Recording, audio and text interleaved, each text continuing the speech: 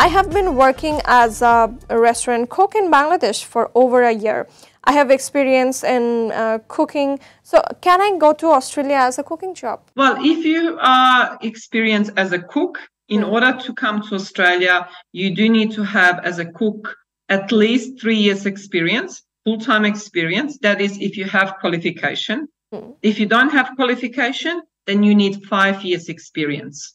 So for some occupations, if people don't have qualification, more experience is accepted, but 1 year itself would not be enough.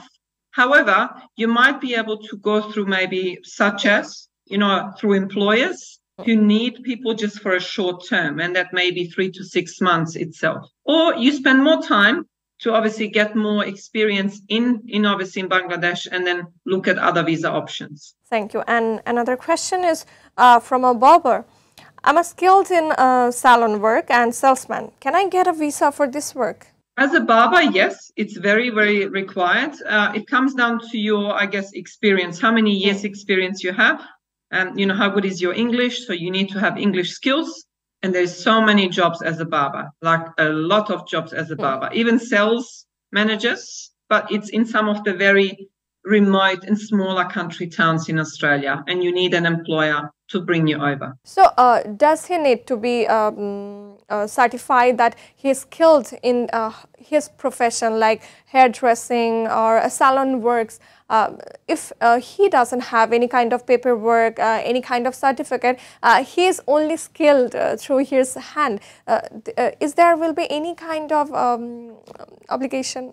Oh, yes. I mean, like I said, if somebody doesn't have qualifications, so a paper or degree, they need to have at least 5 years experience, so 5 years full-time, meaning a minimum of 38 hours per week.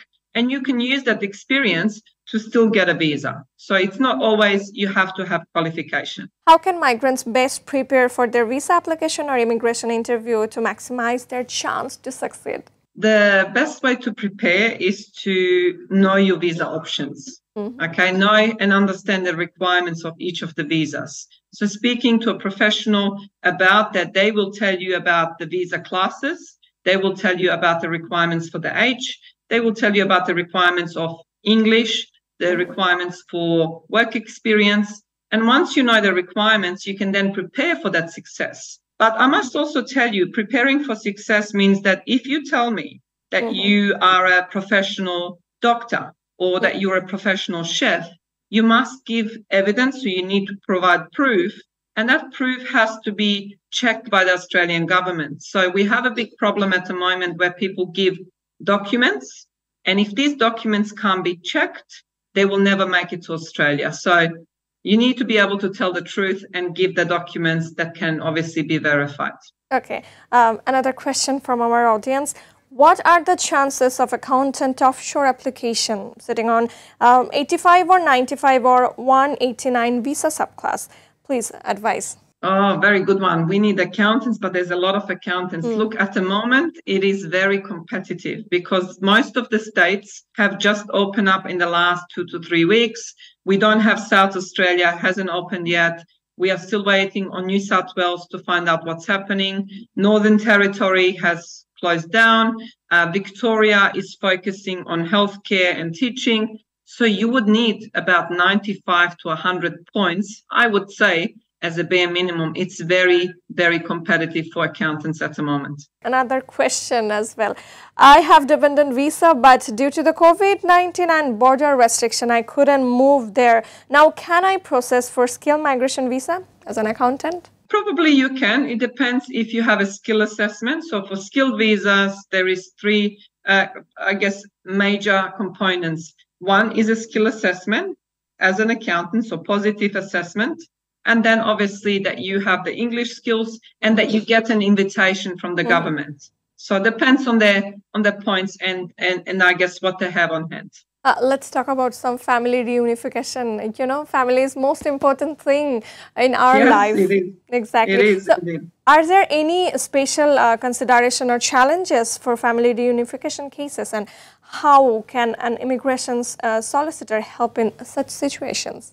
The biggest challenge is for parents and parents coming to visit in Australia, parents to come to live with their children.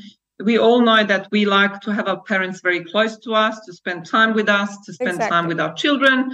And a lot of the parent visas are taking a very long time at the moment. 10 years, 15 years, 20 years, a very, very long time. So maybe considering for parents visit visas that are for 5 and 10 years is the quicker solution than waiting for parent visas, which is taking too long. Imagine you pay for your parents' visa today and you are told you wait 15 years. That is a very long time. So know obviously how long things take. And like I said, there are visitor visas for parents that you can get 5 to 10 years.